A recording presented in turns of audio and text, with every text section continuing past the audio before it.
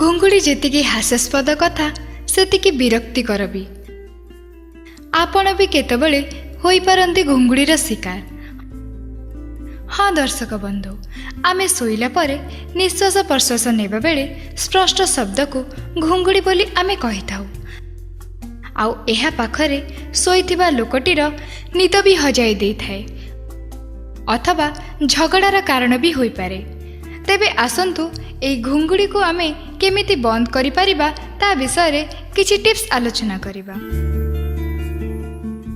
प्रथमतः शरीरर ओजन कमांतु। अनेक समय रे गळारे अधिक चर्बी होई गले घुंगुड़ी आसे। सोइबा परे शरीर को जाउथिबा निश्वास एही गळा बाट देई जाय थाए। जदि चर्बी अधिक तेबे कंपन हेबा स्वाभाविक।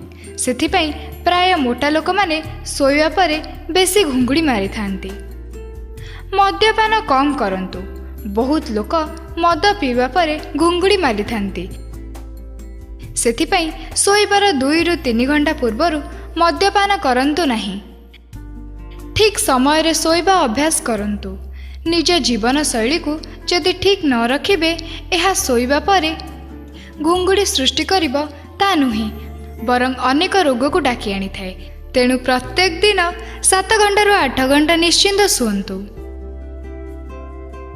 आज्मा और एसनफुलिया रोग थिबा व्यक्तिंकर अधिकांश सोइबा समय रे घुंगुड़ी हुए। जदि आपणकर एही रोग अछि तेबे कमाइबा पई चेष्टा करंतु। एपरिकी अधिकांश लोकंकर अनेक समय ठंडा लागी रहे। एथिरु किपरि मुक्ति पाइबे चेष्टा करंतु।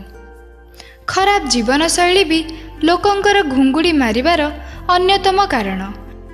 जथा असमय रे खाइबा, ठीक भावरे न सोइबा और अत्यधिक सिगारेट टाणिबा द्वारा सोइबा समय रे घुंगुड़ी आसी थाए। हाँ दर्शक बंधु, एही समस्त उपाय को मानि चलंतु किंबा निजको सुधारिबा को चेष्टा करंतु। देखिबे सोइबा आपणकर सुखमय हेबो। धन्यवाद।